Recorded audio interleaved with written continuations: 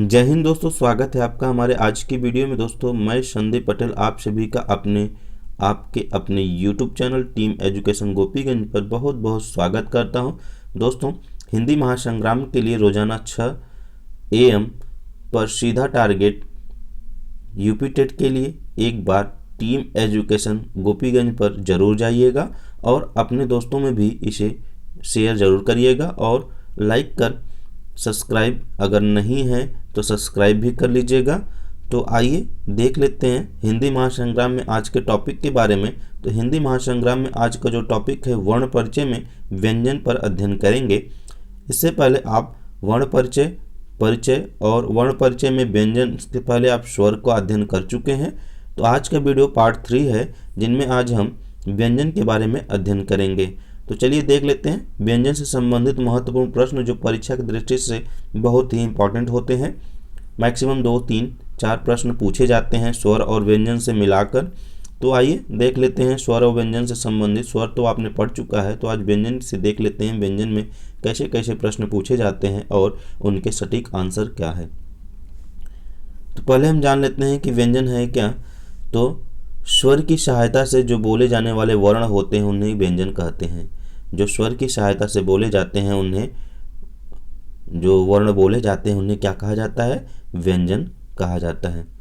प्रत्येक व्यंजन के उच्चारण में अ शब्द का, अ स्वर का मेल होता ही है। कोई भी शब्द आप बोलेंगे उसमें अ स्वर मिला होता है। बात करते हैं मोस्ट इम्पॉर्टेंट है, पूछा जाता है कि मूल रूप से व्यंजन की कुल संख्या कितनी है, तो आप 33 बताएंगे। मूल रूप से यदि व्यंजनों की संख्या पूछ रहा है तो 33 बताएंगे, और मुख्य रूप से यदि आपसे व्यंजनों की संख्या पूछ रहा है तो आप 39 बताएंगे।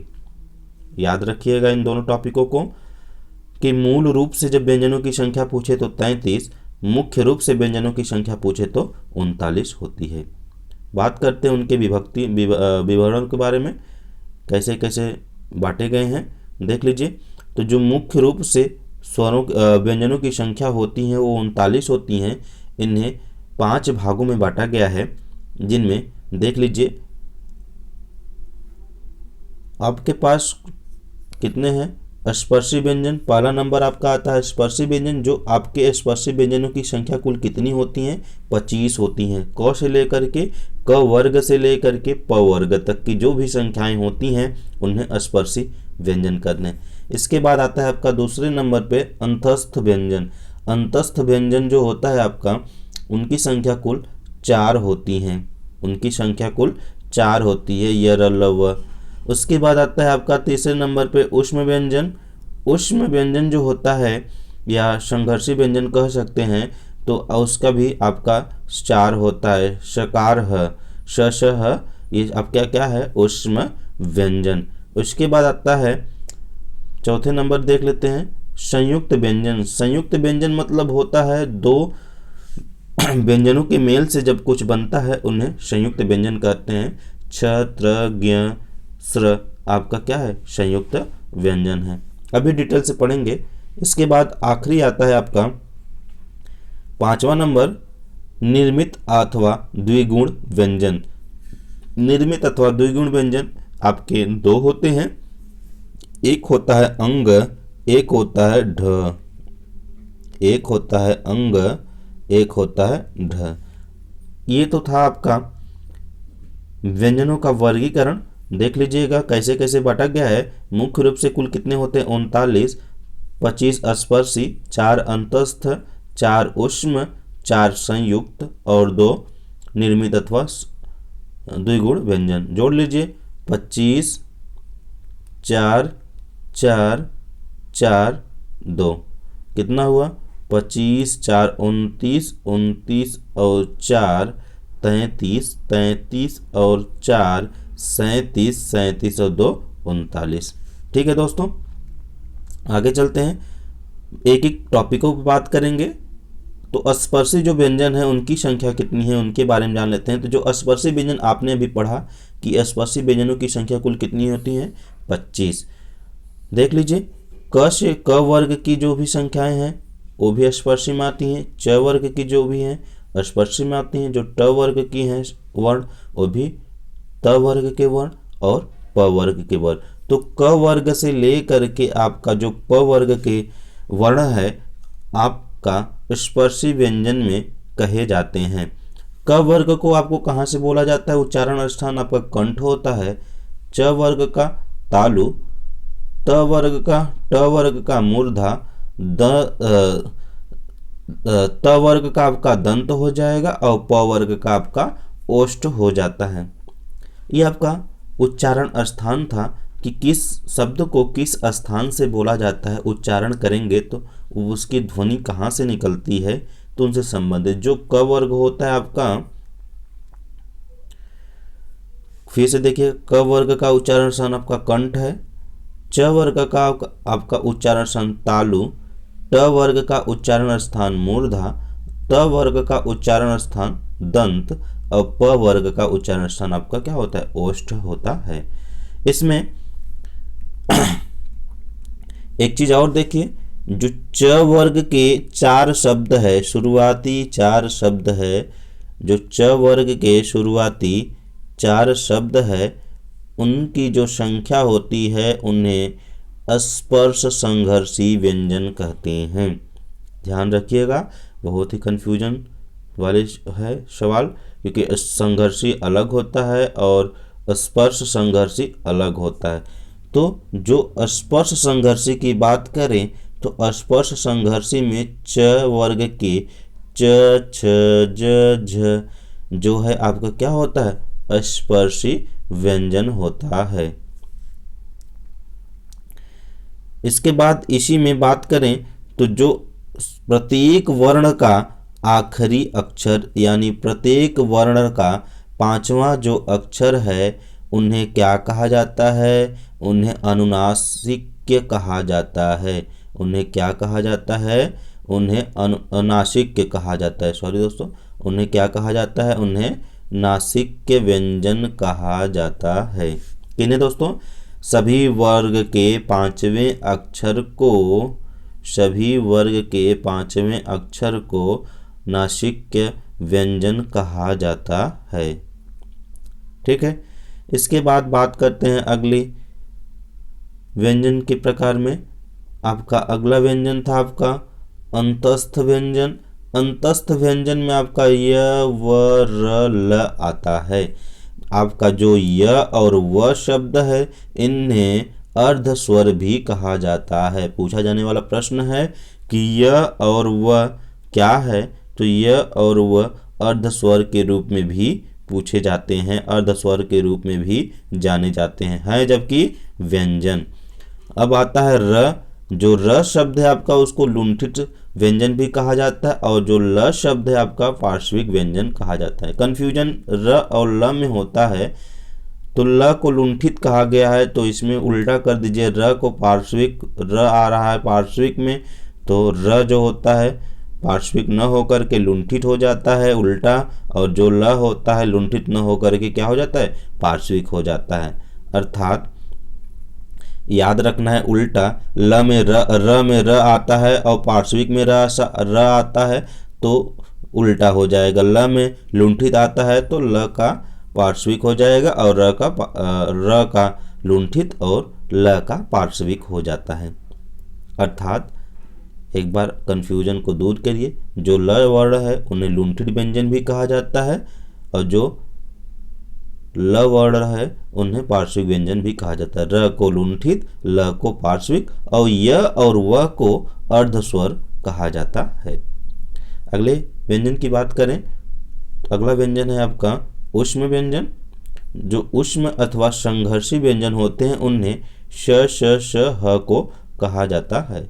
ह को कांकल व्यंजन भी कहते हैं, ह को कांकल व्यंजन भी कहते हैं और जो श, श, श है, तीनों श है, उनको शकार भी कहा जाता है, उन्हें शकार भी कहा जाता है। आगे देख लेते हैं संयुक्त व्यंजन में। तो जो संयुक्त व्यंजन आपका है 2 वर्णों के मेल से बनता है, तो छ, त्र, ज्ञ और श्रस जो शब्द है 4 शब्द हैं उन्हें क्या कहा जाता है? संयुक्त व्यंजन। जो छ है, छत्री छ जो है वो किससे मिलके बना है? तो आपका आधा क और श से मिलके बना है।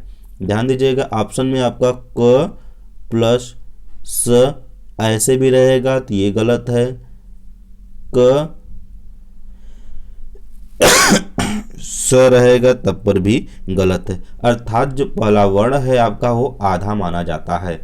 क श से मिलकर के बना है। इसके बाद त्र की बात करें तो त्र जो होता है, त्र आधा त और र से मिलकर के बना है। इसके बाद ज्ञ की बात करें तो ज्ञ नहीं होता, ज्ञ होता है। क्या होता है? ज्ञ। हम लोग ज्ञ पढ़ते हैं, ज्ञ से ज्ञानी, तो ज्ञ से ज्ञानी ये शब्द होता है, ज्ञ से ज्ञानी। तो इसका जो वर्ण मिला है उनमें ज होता है आधा और इञ होता है। क्या होता है? ज और इञ। स्र का जो शब्द है तो स्र का श और र, आधा श और र मिल करके श्र का निर्माण करता है। बहुत ही कंफ्यूजन है और बहुत ही बार पूछे जाने वाले प्रश्न है कि छ के पहले कौन सा वर्ण आता है। छ के पहले कौन सा आता है? तो छ के पहले आधा क वर्ण आता है, पूछे जाने वाला प्रश्न है। इसके बाद अगले व्यंजन की बात करें। अगला व्यंजन आपका है निर्मित अथवा द्विगुण व्यंजन। जो निर्मित अथवा द्विगुण व्यंजन है उन्हें क्या कहा जाता है? अंग और ढ को निर्मित अथवा द्विगुण व्यंजन कहा जाता है। इसके बाद वस्तु व्यंजन की बात करें, वस्त्र व्यंजन की बात करें तो आपका जो स ज न र ल है आपका क्या है? वर्ष व्यंजन है, वर्ष व्यंजन है। स जनरल याद करने का सूत्र वही है, स जनरल। इसके बाद अगले टॉपिक बात करते हैं द्वित्व वर्ण। द्वित्व वर्ण क्या है? वे वर्ण जिनके साथ उनका अर्ध भाग भी जुड़ा होता है उन्हें द्वित्व वर्ण कहते हैं। जैसे लल, चच, बब जैसे बनता है बच्चा, चच्चा, मम्मा, मम्मी आदि। ये सब क्या है? आपका द्वित्व वर्ण है। जो शब्द आपका आधा है वही शब्द फिर तुरंत ही आपका क्या हो जाता है? पूरा हो जाता है। जैसे च है, इस च आधा में फिर पूरा च मिल गया, यही जो है आपका द्वित्व वर्ण को प्रदर्शित करता है। कठोर वर्ण। कठोर वर्ण की बात करें तो कठोर वर्ण जो इसको आगत वर्ण भी कहा जाता है, जो दूसरे विदेशी भाषाओं से आया है और सीधे उसी में पूरी हिंदी में प्रयोग होता है। जैसे उर्दू के शब्द जो होते हैं ज, तो आपने जब भी देखे होंगे ज तो ज के नीचे बिंदी लगा होता है। ख तो ख के नीचे बिंदी खान जैसे होता है। उसके बाद फ होगा, फ के नीचे भी आपका बिंदी लगा होगा। ऐसे वर्णों को क्या कहा जाता है? कठोर वर्ण कहा जाता है। आपने पीछे नासिक के व्यंजन के बारे में पढ़ा था स्पर्श व्यंजन के चार्ट में, तो यहाँ भी देख लीजिए नासिक के व्यंजन है क्या। प्रत्येक वर्ण के 5वें अक्षर को नासिक के व्यंजन कहते हैं, अर्थात अंग, इयड़, न, आपका जो है ये क्या है? आपका नासिक के व्यंजन है। प्रत्येक वर्ग के 5वें व्यंजन आपका नासिक के व्यंजन कहलाता है। तो आज की वीडियो बस यहीं तक दोस्तों। इसके बाद जो अगली वीडियो आएगी, खास वीडियो बनाई जाएगी जिसमें बहुत ही कन्फ्यूजन होता है। सघोष अथवा घोष और अघोष, सघोष अथवा अघोष, इन दोनों टॉपिक पे बनाया जाएगा। ठीक है। इसके बाद एक टॉपिक और है आपका महाप्राण,